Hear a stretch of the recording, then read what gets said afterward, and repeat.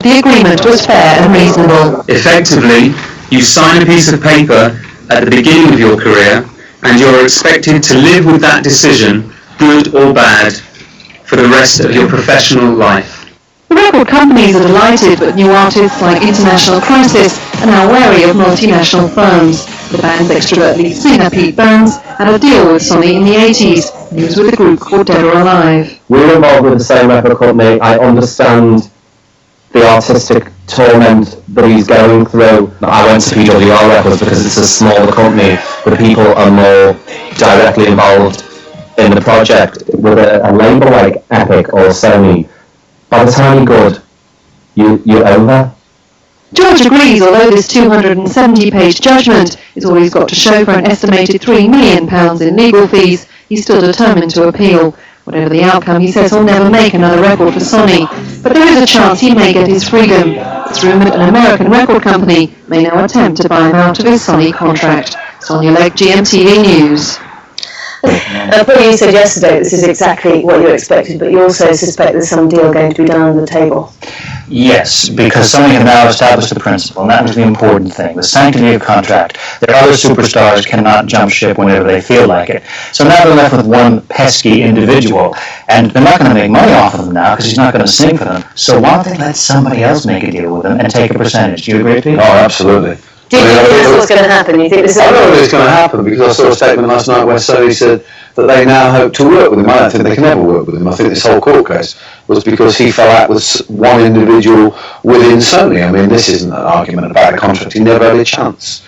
But I mean, I think he should. I honestly hope that Sony just let him walk because that would be good for everyone. everybody. Will work with him, Pete. Who will work with him? Wouldn't there be a mood that you would be buying artistic trouble here? Oh yeah, but there'll still be 4 companies queuing up to take him. I mean, I can imagine they're all on the, sitting around Hampstead now waiting.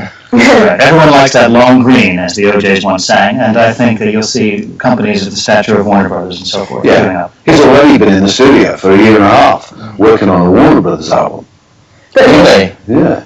So the transfer is ready to happen, just awaiting the green light. That's why when they say we're going to continue our relationship, I think it'll be a negotiating relationship behind the scenes. Yes. I mean, what they may do is swap half of their investment.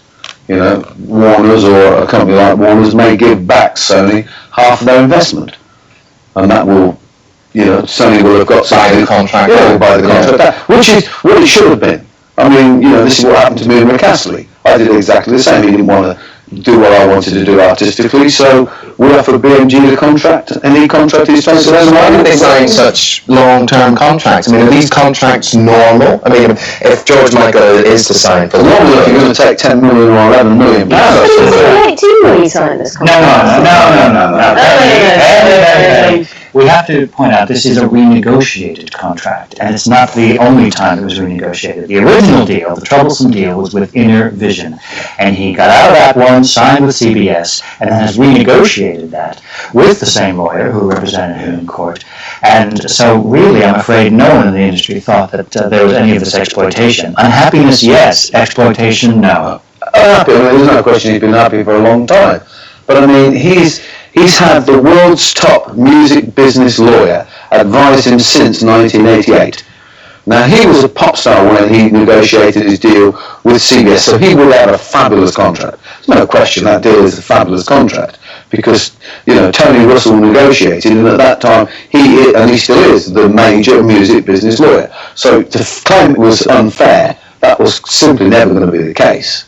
So you're pleased with the outcome, though, aren't you? Oh, I'm ecstatic because it means that we can still invest money into new acts. Because if George Michael had won, you would never have signed a contract again. It would have been pointless because you could have never invested in anything. And when you take the fact that now all the major companies in this country are either American or Japanese or European, there's only one English company left, they definitely wouldn't invest in the British record industry. So you would have seen a completely different industry within 3 years. Paul, will there be a certain amount of humble pie to be eaten here on behalf of George Michael? I mean, he said he would never record for Sony again. I mean, in this posturing that's going on at the moment, I mean, can you see a one-album deal and then he goes elsewhere? No.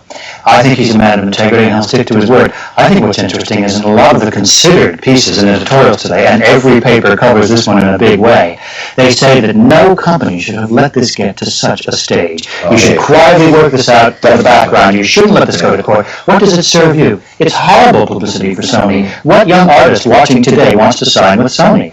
They'll think they'll be in so-called professional slavery. If Sony can show they're of good faith, let them go, get a good deal and make a record again, then people will sign it. That's at the end of the day where I believe this is two people within a situation that have fallen out drastically with each other. Both have stamped the floor and said, I'll see you in court. Because there's no other reason. £3 million he spent on this court case. He never stood a chance. This is definitely a personal fight between two people, and George Michael is trying to prove a point. It's a very expensive point. The record company didn't need the publicity.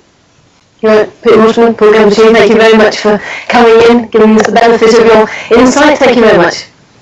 Okay, 7:26 is the time. Good morning to you on this Wednesday.